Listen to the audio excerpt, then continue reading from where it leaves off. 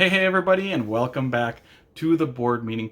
Today I'm doing a list of, this is 10 unwritten rules of board gaming. And what am I talking about, unwritten rules? This is kind of like in golf, when, when a golfer is in the middle of their swing, you're not supposed to be talking. But there's always that one person who is when you bring them with. That I want to switch that over to board games. This is kind of a board game etiquette. 10 things that you probably shouldn't be doing during board games. And I did not list these from 10 being the least important to 1 being the most important. These are just 10 different unwritten rules that aren't written on rule books, but me personally, I think they probably should be written on the inside of every rule book to kind of bring up the atmosphere for that. So, with that being said, let's get to 10, which is shuffling. And what am I talking about shuffling? I'm talking about when you're playing with other people's cards.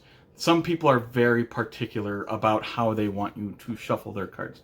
A lot of people, me personally, I don't care if you riffle shuffle, but a lot of people don't like that riffle shuffling motion. They don't like you bending their cards. I don't care, but some people will. So at the beginning of a game, if you're playing on someone's, just ask them. How would you like me to deal with your cards? Some people like doing the whole, splitting some of these up. Some people do riffle shuffles. But just ask the person how they want you to deal with their cards.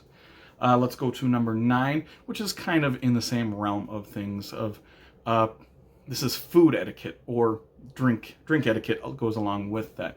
For food, if you are eating any food, even especially if it's anything greasy, make sure your hands are clean when you touch the cardboard or the cards. Or if you have drinks, try and have a drink that has the tops on them that if you spill them, they won't spill. Try and do that, because grease does horrible things to cards. And you probably won't notice it that game, but you'll notice it probably the next time you open this, like there's grease spots everywhere. So just try to keep your hands clean in general when dealing with other people's cardboard or your own. I don't care as much as other people do, but just don't ruin someone's copy of a game, basically. So let's go to number 8 is don't be an alpha gamer. And this deals with cooperative games. And when you're playing a cooperative game, sometimes there's that one person who wants to take over the entire game and tell, hey, George, you do this. Susan, you move your person here to save these civilians. Then on my turn, I'll move on to the boat. And they kind of take over the game. And that almost ruins the experience for everybody else, because they're not playing the game. They're just listening to what one person says. And so, when you're playing these games, make sure everybody's involved. Have an open dialogue, an open discussion with everybody when you're playing cooperative games. One thing with cooperative games I've noticed in recent years is they kind of limit communication now. So a lot of games, you can't talk to these people about what cards are in your hand, so it's limited communication, so they won't know all the information that you have. So they usually can't possibly tell you what to do, which I kind of like that, because that kind of eliminates those alpha gamers. Next, let's go to 7, which is keeping your turns brief. This deals with people who have analysis paralysis. And I know some people can't help it, but analysis paralysis is basically when your turns are just taking so much longer than everybody else's because you're trying to min-max everything. And so if my turn takes 30 seconds, her turn takes 36 seconds, and your turn takes 5 minutes, that's not going to make me want to play that type of game with you. So just try and keep your turns brief. Don't try to take up 4/5 of the game with your turns and everybody else is just waiting all the time on your turn. So keeping your turns brief is number 7. Number 6 is help clean up. This is post-game. So once you're all done with the game and there's a whole mess on the table, just try to help clean up a little bit. Especially if you got your own player boards of resources, try to collect everything up. And I will say some people don't want you to help them clean up their game because they're so particular about things. But just ask the person, hey, do you want me to help clean up? And, gather up some cards, sort them, and everything like that. Just try to assist that person who owns the game. Number 5 is a personal pet peeve of mine. This is don't be tardy. Do not be late. If we say we're going to play Pandemic at 6 o'clock and we show up at 6 o'clock and there's that one person who doesn't show up till 7:30, you've wasted so much time of ours. And this, like I said, this is a personal pet peeve of mine because I'm always early. If people say show up at 6, I'll probably be there at 5:30, 5:45. If you're not 15 minutes early, you're 15 minutes late. That's how I was kind of raised. You don't have to be 15 minutes early. But if you say be there at 6, be there at 6. I know there's circumstances where things happen, but don't make that a weekly thing.